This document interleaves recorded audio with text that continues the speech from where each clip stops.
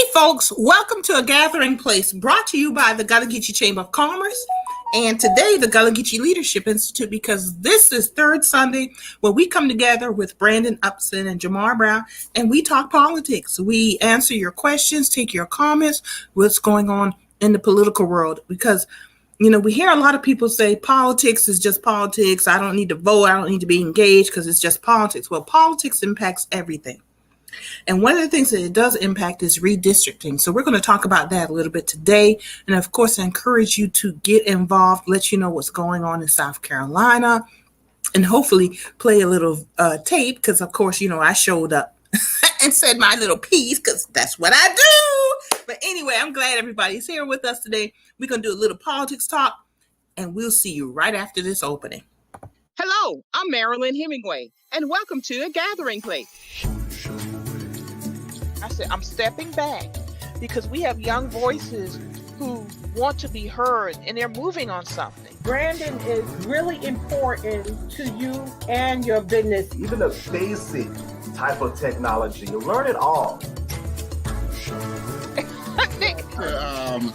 And people are good question.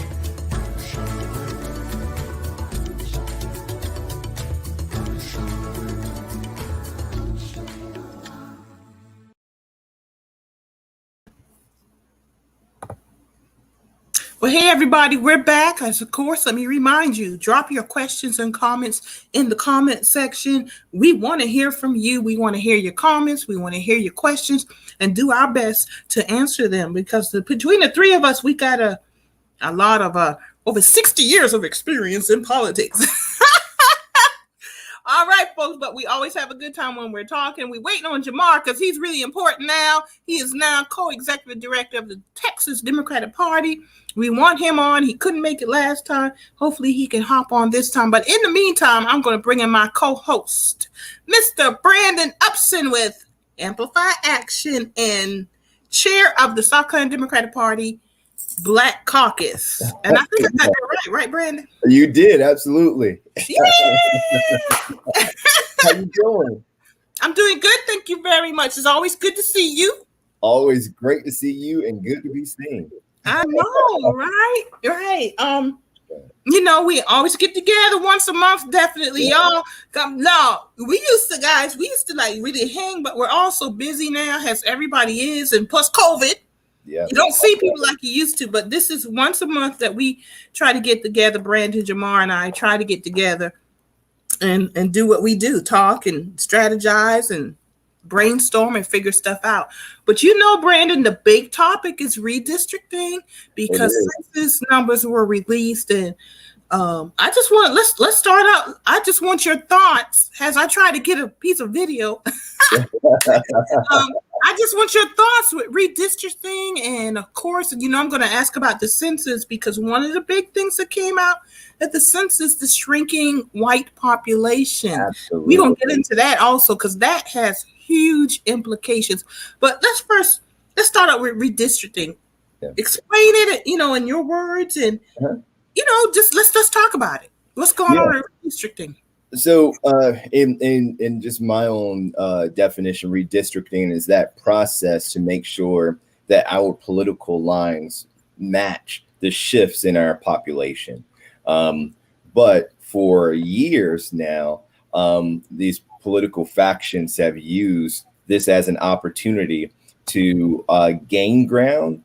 And we, as Black folks and Black voters and minority voters, especially here in the South, we have been the target of these redrawing of the line processes that happen every 10 years. And we see our communities either split between two or more districts, diluting our vote, or all of us packed into one district, which consolidates our vote in one part of the state and removes our vote and influence in other parts.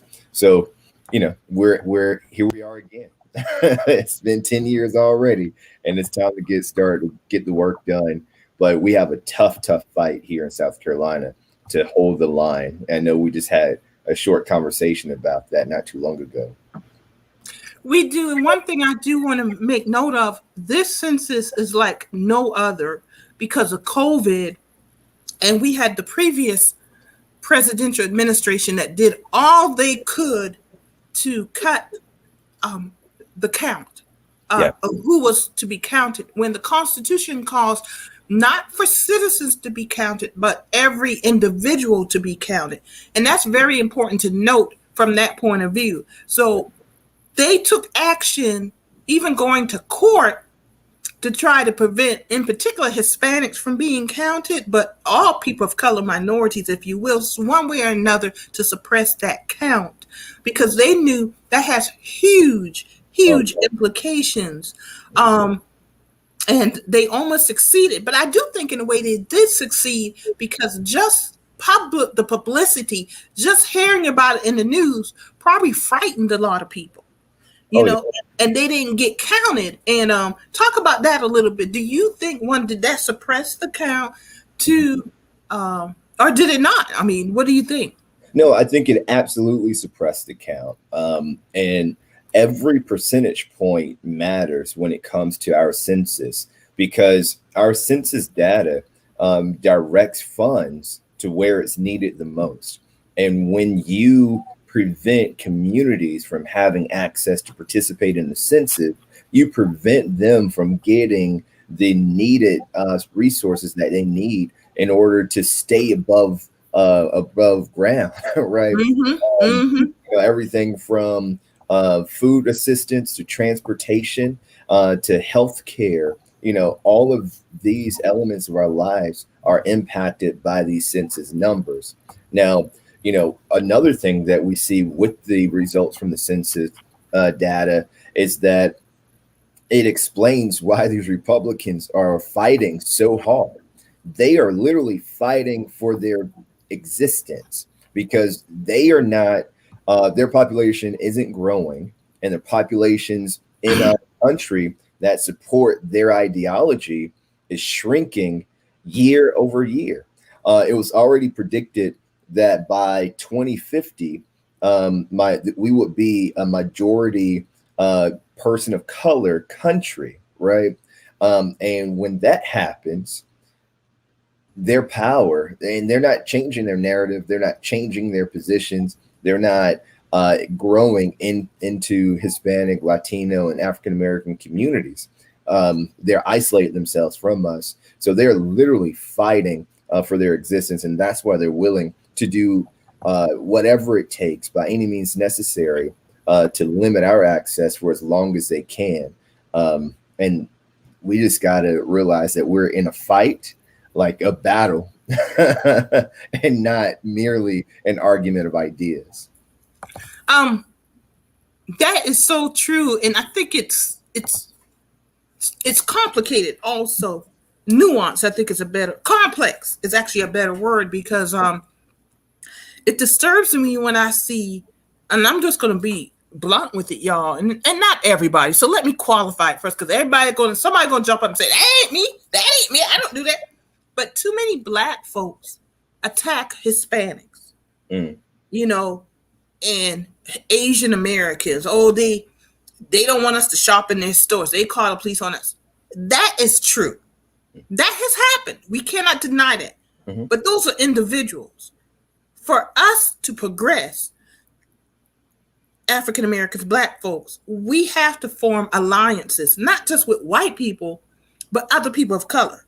Absolutely. And that is happening too. You see that happening. We do have alliances and things, but we actually, and the reason I bring that up is we have to be deliberate and strategic about this, because the Hispanics are going to be the largest minority. Yes. And in some areas, they already are.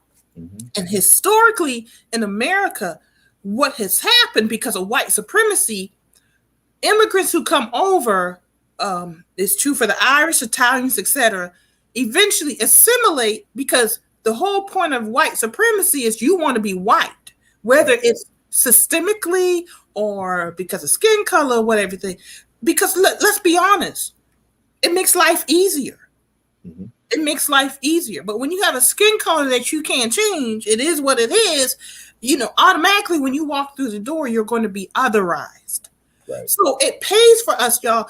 America, you need to understand, America is simply catching up with the rest of the world because globally, Black and brown people are the majority.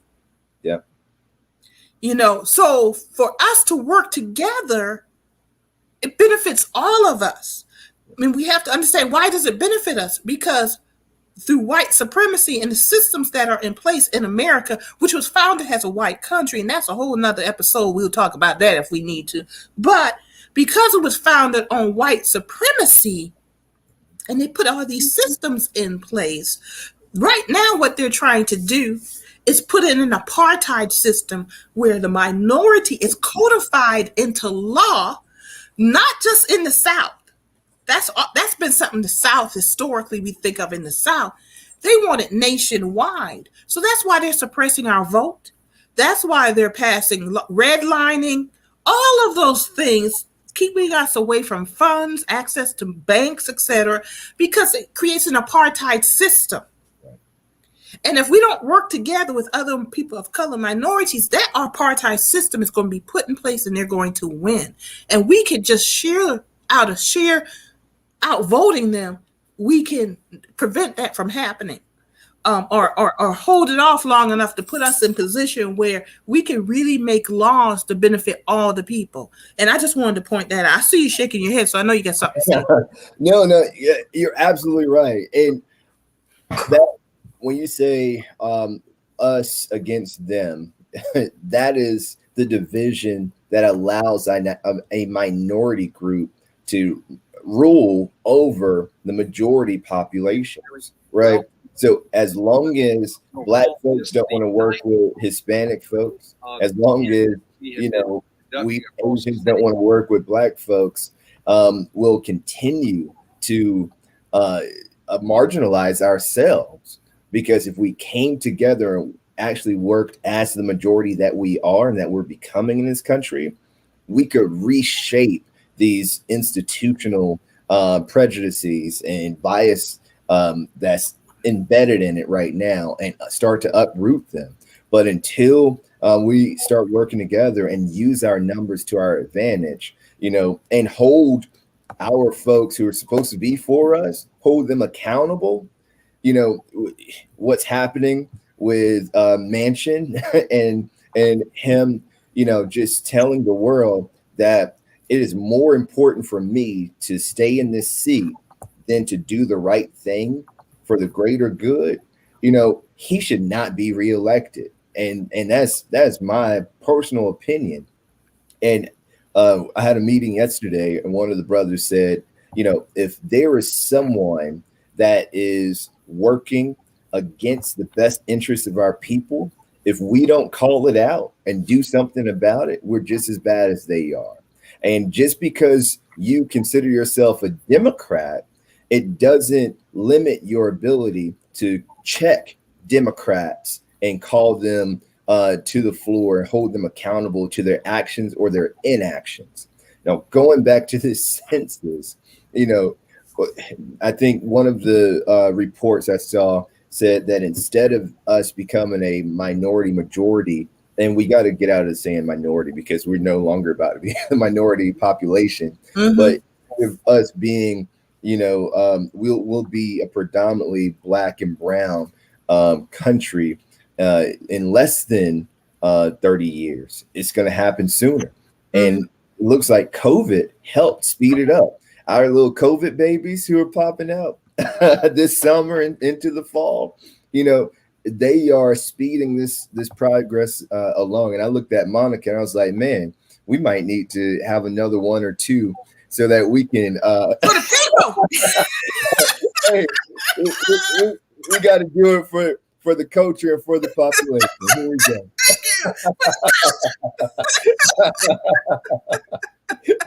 go. But seriously, we got to realize where we are and our power in a democracy. The majority rules, right? And we have to own it and be the majority that we're going to be. It's inevitable. So we got some work ahead of us. We do. And we were joking, so you made me forget the question I had, what you were talking about. But COVID. It's not only about COVID babies being born, but I think one of the reasons now you're hearing some of these right-wing talking heads talk is because they started to realize our people are dying. You know, with COVID, as soon as, if you really go back to the beginning, people were like, wow, everybody's like, what's going on? Shocked and everything. It was kind of leaning towards, okay, we're the country, we're all in this together. But as soon as these right-wing folks heard that Black and brown people are disproportionately impacted, it was like, oh, that's a Black-brown problem. That Black and brown people are dying. And that's when it flipped the script. And Donald Trump, he's nothing else. He's a snake oil salesman. He recognizes those kind of opportunities and he ran with it. That's when it began. Yeah. Because it's like, oh, it ain't impacting white people. It impacting Black and brown people. You know, and do not misinterpret, underestimate how much they thought about this is killing Black and brown people. Yeah. But one thing I do know, what goes around comes around, and you may think especially viruses and stuff, you may think it's over there, and it's never over there. Right. Because viruses know no borders. They don't know skin color. They don't know gender or anything. They just know I'm the virus and I'm going to invade where I want to invade. Yeah. So what's happening now actually should not be a surprise. It's certainly not a surprise to scientists. They just don't think in terms or speak in terms of politics. They speak in terms of science and medicine. But in politics, it comes back around. You know, they're going to have a field day with this 50, 100 years from now, looking back and seeing that turn. You know, in the last 3 weeks, you see now right-wing talking heads talking about go get that vaccine. That vaccine ain't too bad because they recognize that their base is dying. Yeah. And that plays into this census thing, folks. There is nothing that is disconnected. Everything is connected. You just got to find the connection. Yeah. You know, and now this census came out and you're hearing about the decrease in the white population by 8.6%, I believe. Yeah. We have yet to see the results of that in society because the violence, folks, I'm not saying it's going to come. What I'm saying is we need to be prepared. We cannot afford to be naive about this. Yeah. You know, that's the impact of that census. And it also impacts redistricting where those lines are being drawn. So did you have a chance, Brandon, to get any of these meetings or anything? Go ahead, your thoughts about that. He's shaking that head again, so go ahead. I did. And I just want to touch on this real quick. I just want to make sure folks realize this. If you haven't read any of the articles about the census data, please go back and read it because this is, again, showing us exactly why these Republicans are as crazy acting as they are. Is literally a fight for their survival. When you think about it, and this answers a lot of questions for us. Like, why are they trying to limit our access to vote?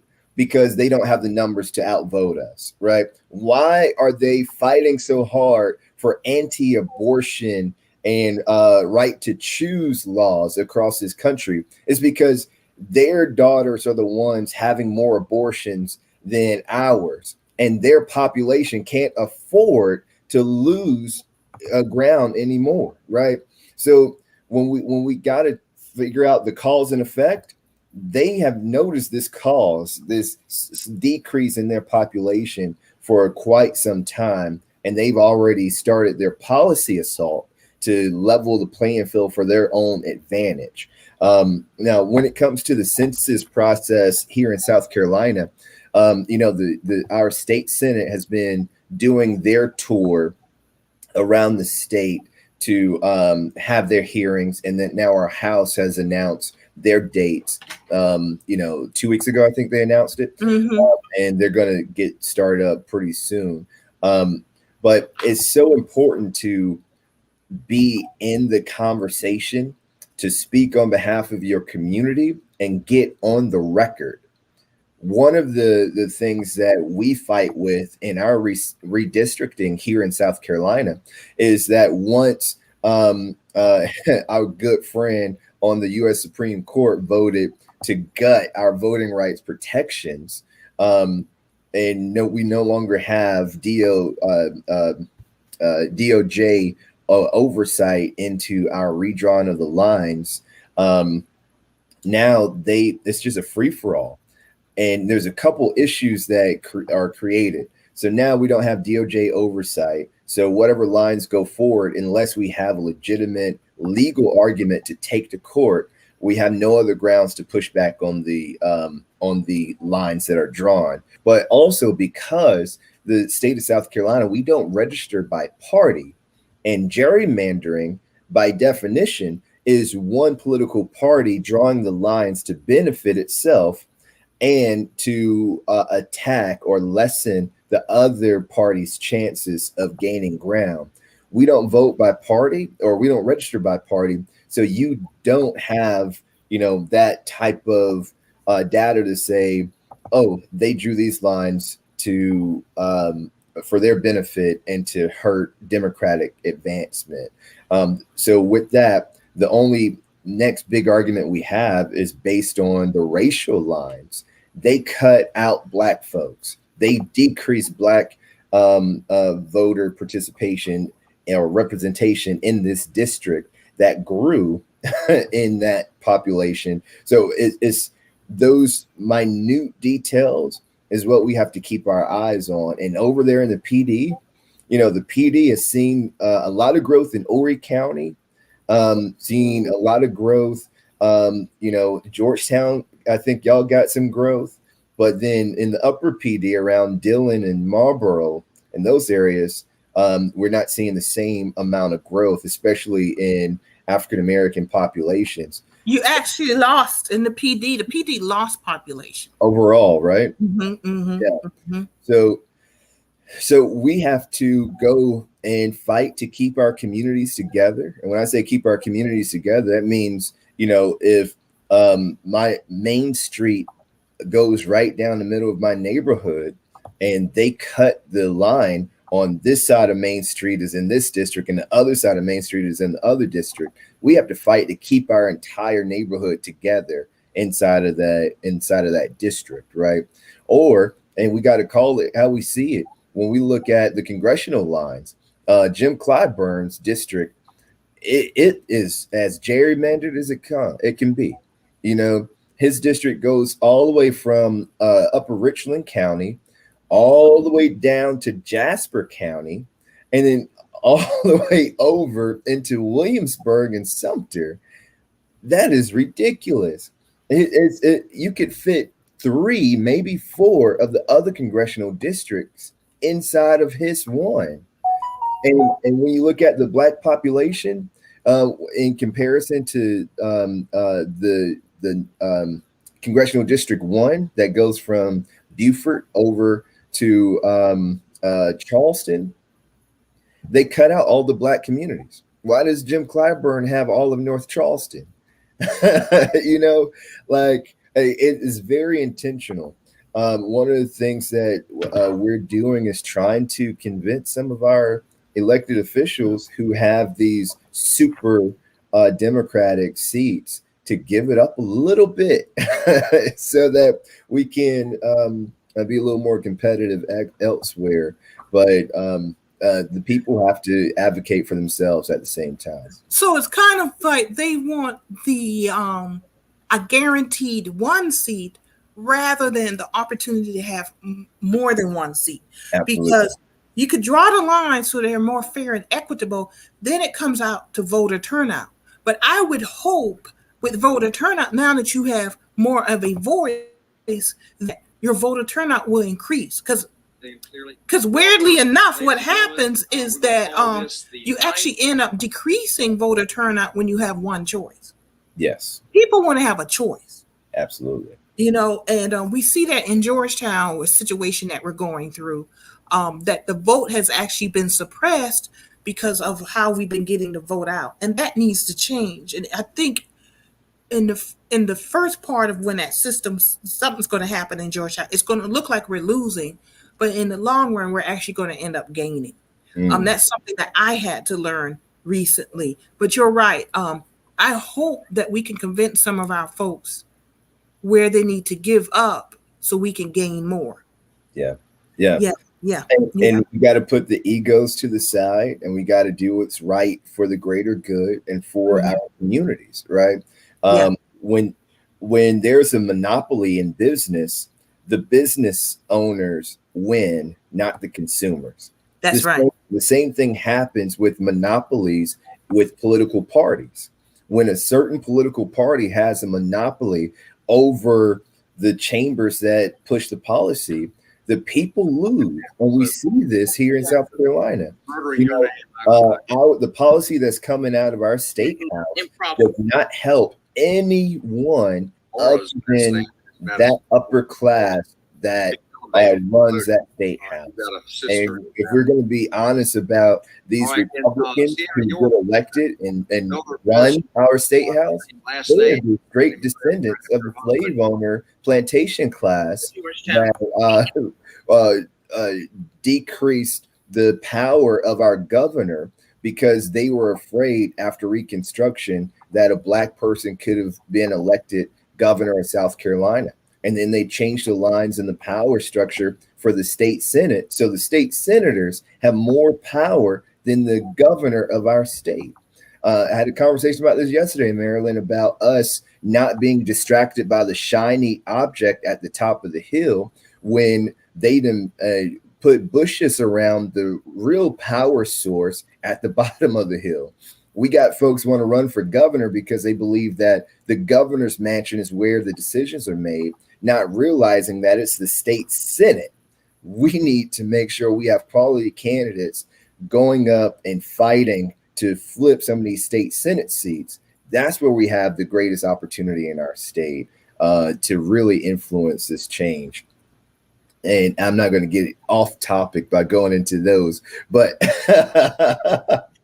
But you already answered Eric's. Yeah. You started to answer Eric's question. Where do we even begin with that hard sell? We have to be very strategic and deliberate and intentional. And I've actually been saying that more and more recently because I've learned that. We learn something new every day. That we really have to be very strategic, deliberate, and intentional. Yeah. In helping our community. And in gaining political power, because when you gain political power, you gain economic empowerment. Exactly. And it's all connected. You cannot disconnect it, folks. And I hope I've been listening to you, but I also found the video. Okay. I want to see if I can play because it talks about this. I hope that y'all can hear this. So let me see if I can get into it, Brandon. Okay. And hear it. All right. And Marilyn, while you're doing that, I saw Killer Mike. He posted something that says we have to plot, plan, strategize, organize, and then mobilize. And I think that is the blueprint for what we have to do for real. That's true. We do. That's much, more relatable to the folks the way he said it. But that's exactly what we have to do. And we have to go into our private corners also. Yep. And do this stuff before we come out publicly. Right. Now, there's some things we're going to do publicly because I just did something publicly. So I don't want y'all to think I'm a hypocrite.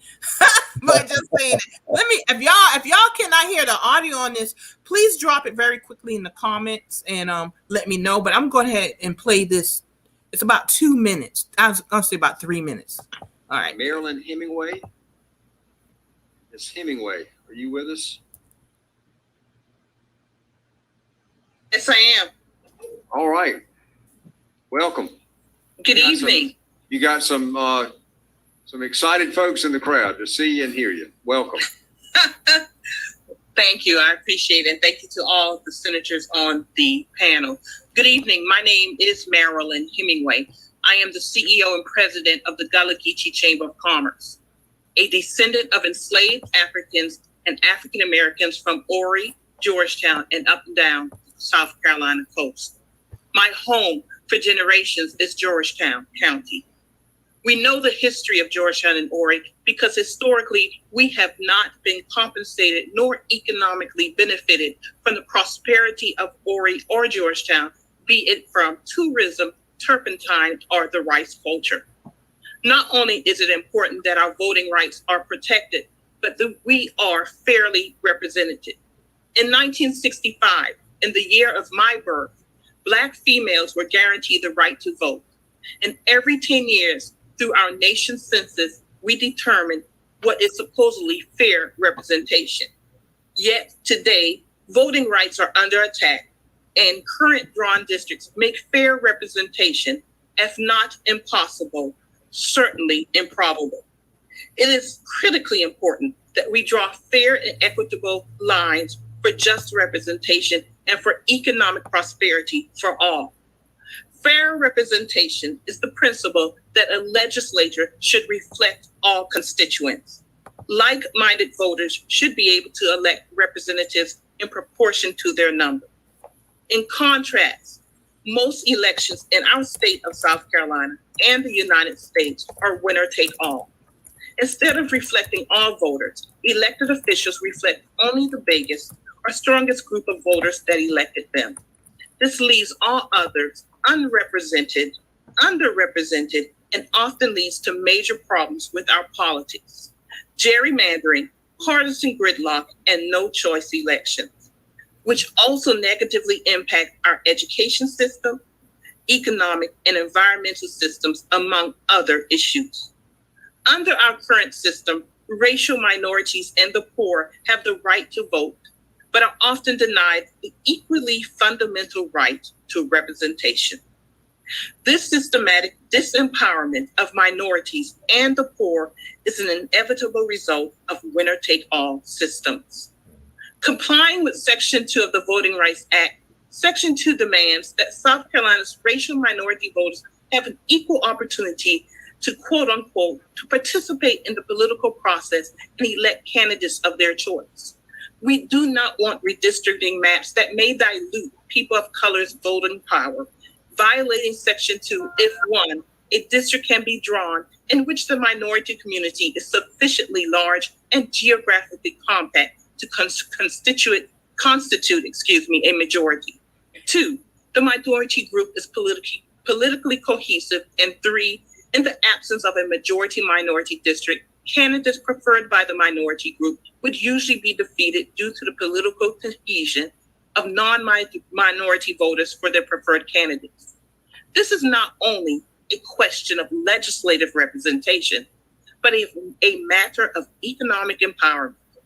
When a community's voting rights and representation are suppressed, their economic opportunity is also diminished. It is time to end historical and current wrongs reflected in gerrymandering and lack of fair representation. It is time to establish fair and equitable districts that allow all citizens to have a voice on the local, state, and federal levels. I call for the end of gerrymandering, fair and equitable drawing of district lines, and establishment of an independent commission. Because at this time, this is more than just legislative representation. It is a moral question. What will be your answer? Thank you and good evening. Thank you, Ms. Hemingway. All right, Wendy Baruch. All right, I'm back. Great job, Marilyn. And can I just say this? Your hair is looking great. You're looking good. Thank you. That curl was like bouncing.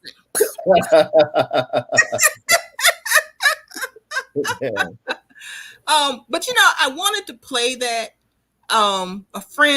Good friend Deontay Winchester actually wrote some of that, and then he could not attend, and I obviously wrote most of it, but pull in his information. That just goes to show you the teamwork that we have here in Georgetown in particular. But this is what we have to do across the whole state and nation. We've got to work together to demand our representation, to demand voting rights. And I show that we've got to show up, folks. Yeah. This is more than just voting.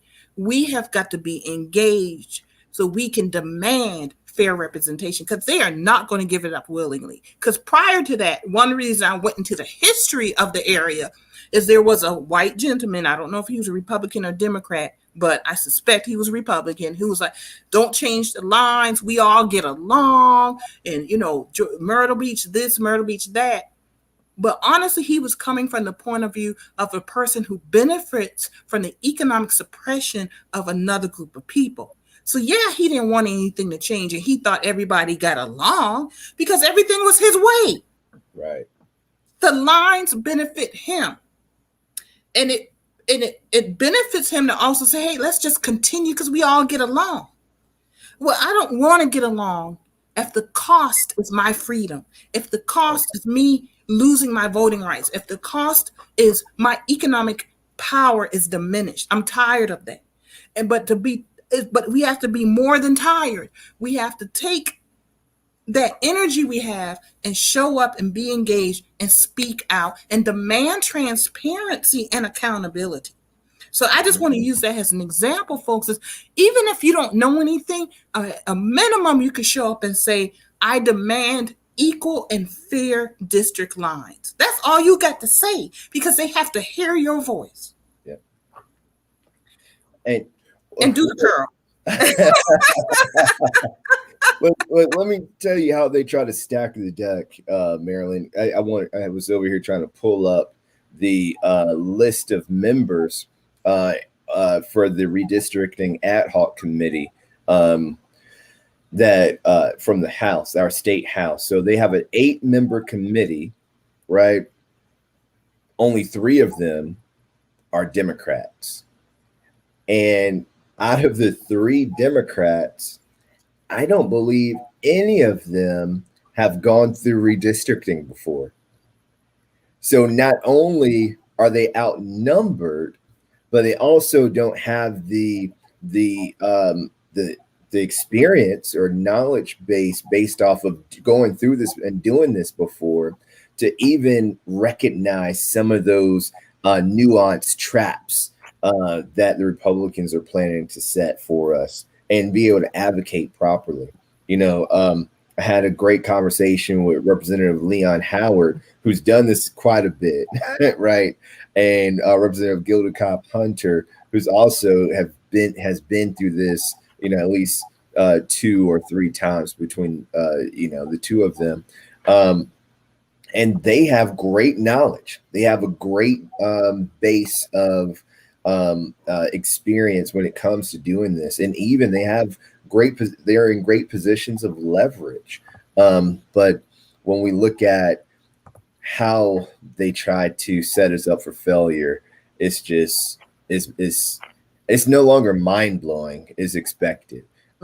So as citizens, we got to do what you did, and you did it right from your war room at home. Yeah, and that's the thing. COVID has actually given us, there's opportunity in COVID.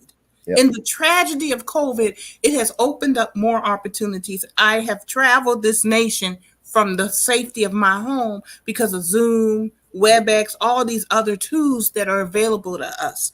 And if you have access to broadband and these tools such as Zoom, use them, folks.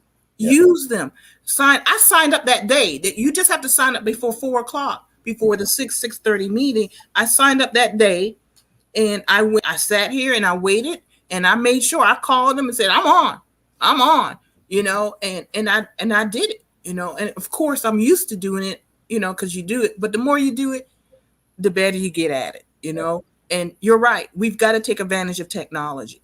And if you don't have it, guess what? That's another issue we have to fight for. Yeah.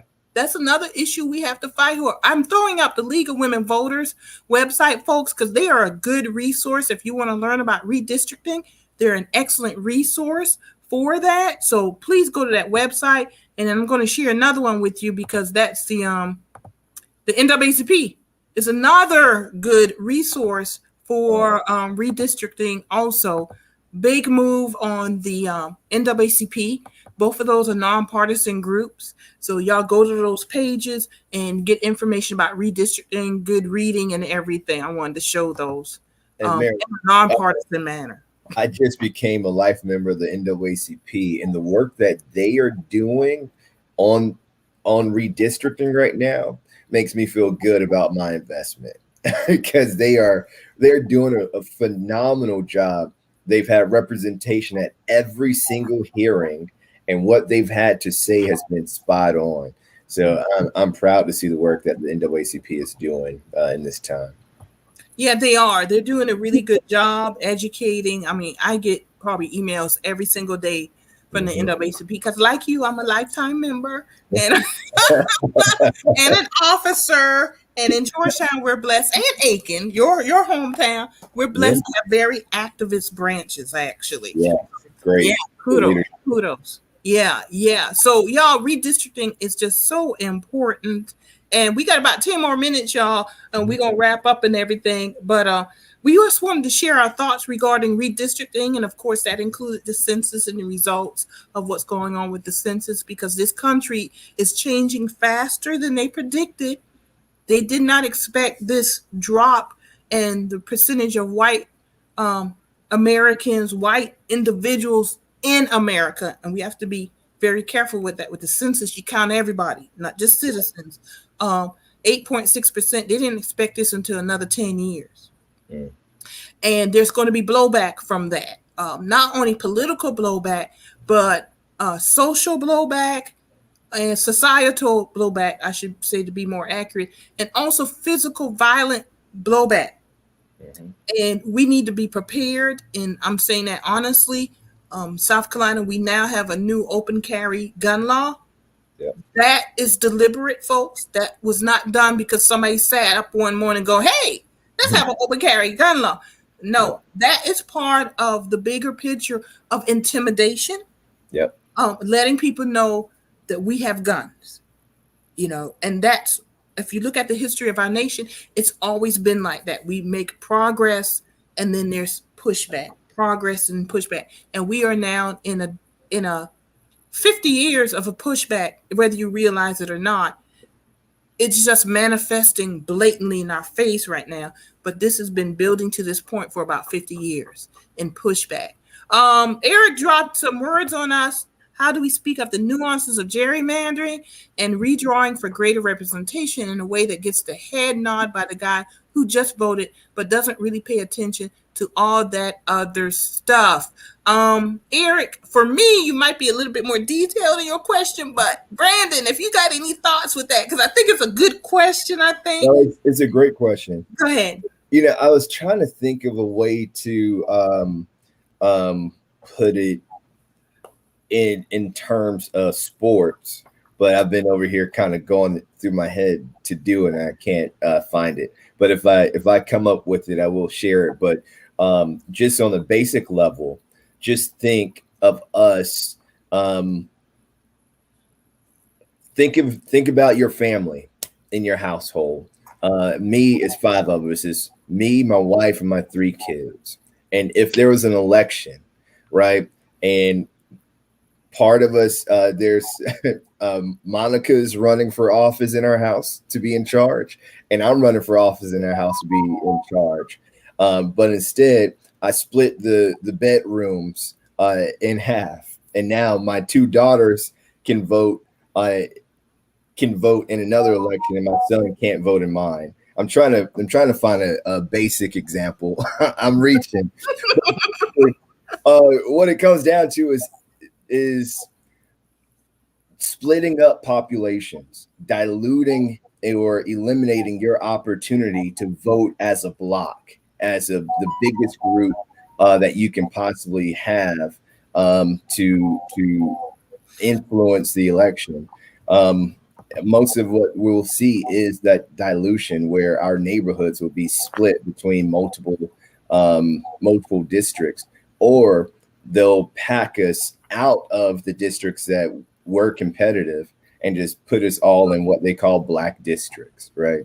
And that's what we have to fight against. We need to have competitive districts, not majority districts where, there's this district with 60% black folks, or that district with 60% Republicans. We can make what 20 competitive House districts based off of the maps that we have right now. Yeah. If everybody gave up just a little bit. Yeah. Yeah. And we want competitive. I think you're heading in the right direction with this answer, Brandon. We want competitive districts because it forces the people who want to represent us to come up with new ideas and new problems regarding our issues. Because too many Black, white, Democrat, or Republican, because we don't have competitive districts, they only answer to the base. Mm-hmm. And the base, whether you're Democrat or Republican, tend to be extreme.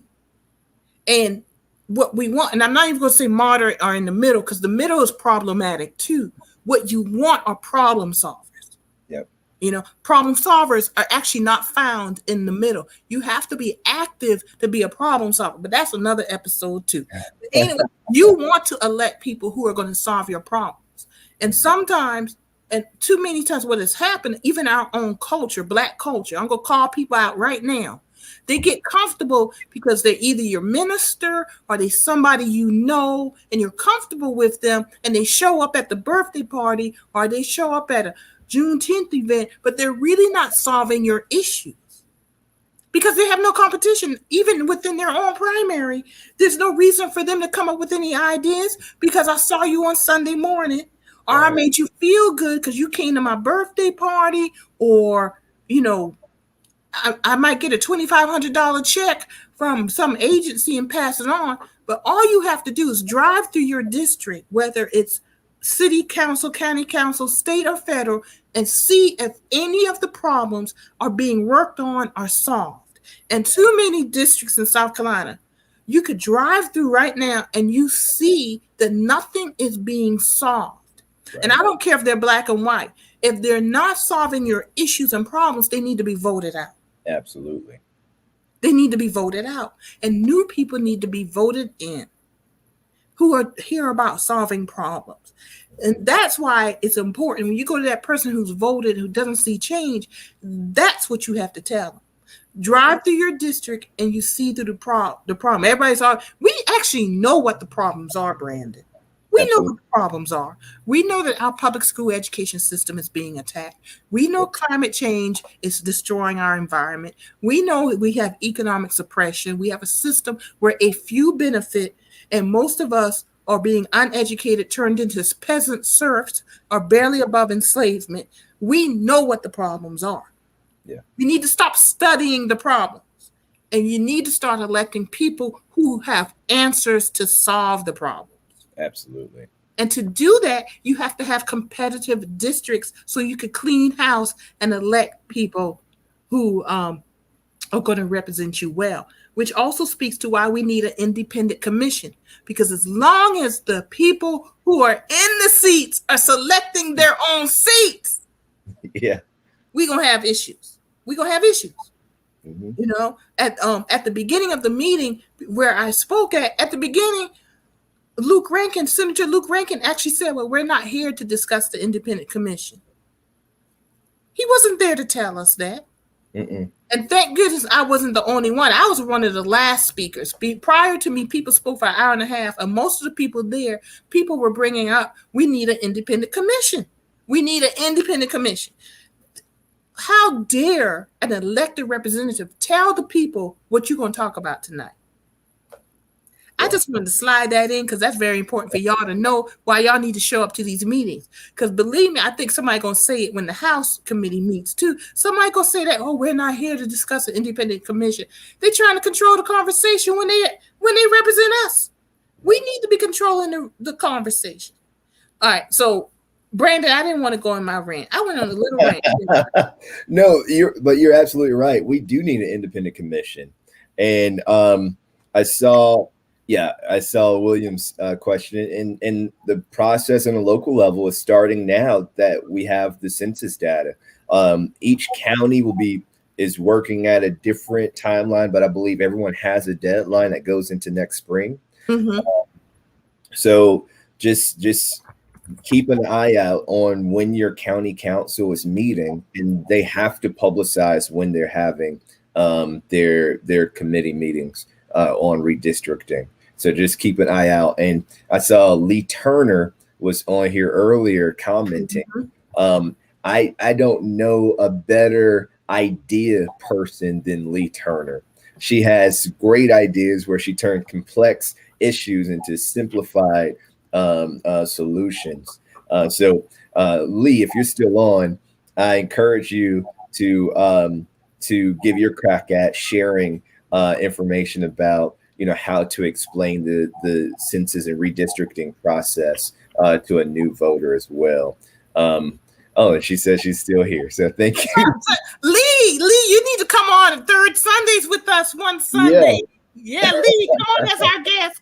Contact me or Brandon or Jamarr Brown, and we have guests. It's not just us talking all the time. And we love to hear new ideas. So Lee, we look forward to you reaching out and sharing any ideas with us. All right. Yes, ma'am. Brandon, in our last few minutes, South Carolina Democratic Party Black Caucus Chair. I know you got some upcoming events and stuff. Let us know what's going on. So anybody interested, and of course, let me say this before we are a nonpartisan talk show.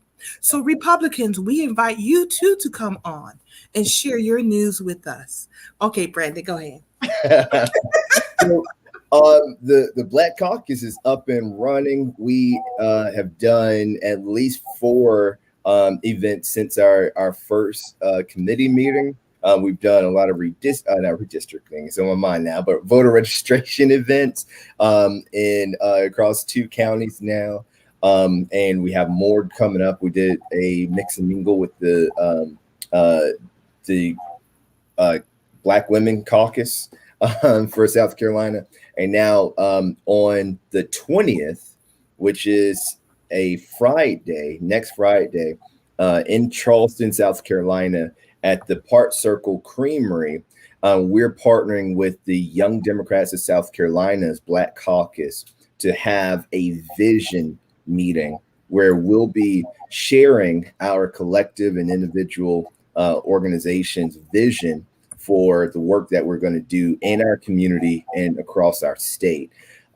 We encourage anyone who's interested in participating to either come and join us or check out the event online. We're going to be live streaming it as well because we know the cases in COVID are spiking. So we're limiting the attendance on site to 30 people. But again, we're streaming it for a reason so you can be there. And also on the 24th. What time on the 20th, Brandon, before you? On the 20th at 6:30. Okay, thank you. 6:30 p.m. Yep. And we have the event page up on our Facebook page as well. Also, our next Black Caucus meeting is on Tuesday, August 24th at 6:30 p.m. as well. It's a hybrid meeting.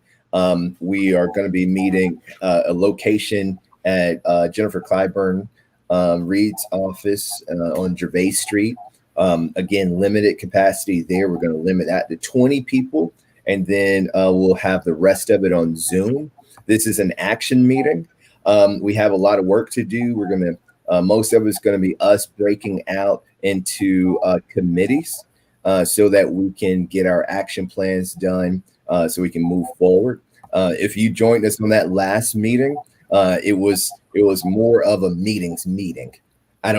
That's not what we're here for. We're here to get work done. So this one isn't going to be hijacked by protocol, but it's going to be focused on work and action. So I encourage everyone to join us for that action meeting on the 24th. And then at the end of the month, we'll be in Florence and Williamsburg County and Fairfield County for some events that we're going to announce during Tuesday's meeting as well. So we're busy. Well, share those. I know I need to go to the website, and if you remember, share them with me, and I'll put them on my personal page. Yeah, I definitely will. Yeah, I put them on my personal page.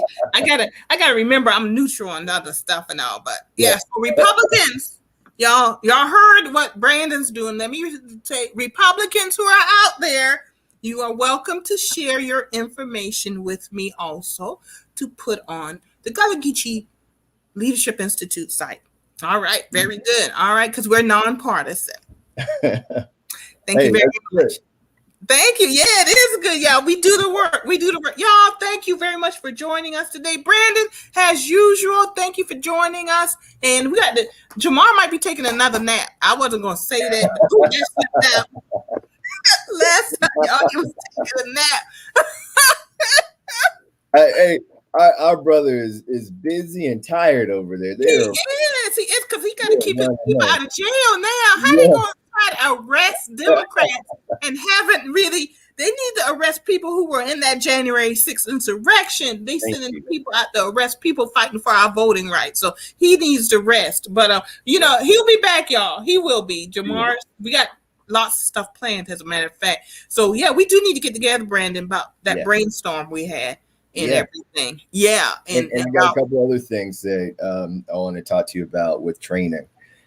So I'm excited. This has been a busy month. Too.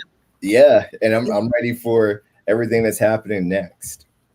I know there's a lot happening. Before I let you go, I want to remind everybody, October 16th is going to be the Gullah Geechee Environmental and Energy Conference. It's going to be a hybrid event, in person and virtual. At least right now, as of today, it's going to be hybrid. Of course, we are following all COVID protocols. In person is going to be limited attendance, but we may have to go all virtual. That decision is going to probably be made about a week or two before October 16th, but please stay tuned. We will have our registration popping up at the end of August, beginning of September to get registered for the Gullah Geechee Environmental and Energy Conference. And you'll be hearing more about that, folks, so pay attention.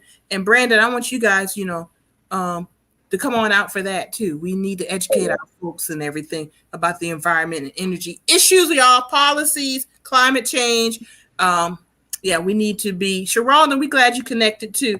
We need to be educated and have that knowledge and everything. Brandon, as usual, it's been great. I already invited Monica on. Yeah. I'm not gonna spill the beans, but come on, Monica, we excited. Woo, woo, woo. And as usual, it's always been good on third Sunday to talk politics with you and Jamarr when he can get on. And y'all drop questions, comments us even before the third Sunday, because we'll try to make them a subject of our politics talk show. All right, Brandon, thank you very much. Appreciate it. Thank you. And we will see you later. See you soon. All right, everybody. Brandon, it's always good to have him on as usual as co-host of Politics Talks. And I just want to remind everybody that this coming Wednesday, we're going to have Lorna S. Beck. Guess what? We're going to be talking Reggae Jerk and Wine Festival coming up in Charleston, South Carolina on August 29th, 12 to 6 p.m. at Brittle Bank Park in Charleston, y'all. We know Reggae Jerk and Wine Festival, Cara Fest, and all of that, because hey, we all cousins. Gullah Geechee is global. We're in the islands. We're in South America. We're in North America, and we need to start talking to each other because we all family. All right, we be family. All right, everyone. Thank you for joining me today. We'll see you Wednesday at 4:00, and we'll see you for the Reggae Jerk and Wine Festival. We're going to talk to Ms. Lorna S. Beck, founder of the festival, and have a good time. All right. Looking forward to seeing you guys on Wednesday. And once again, thank you, Jamarr. Thank you, Brandon, for Politics Talk. We'll see y'all next time. Have a good weekend. Well, the rest of your weekend. Thanks, everybody.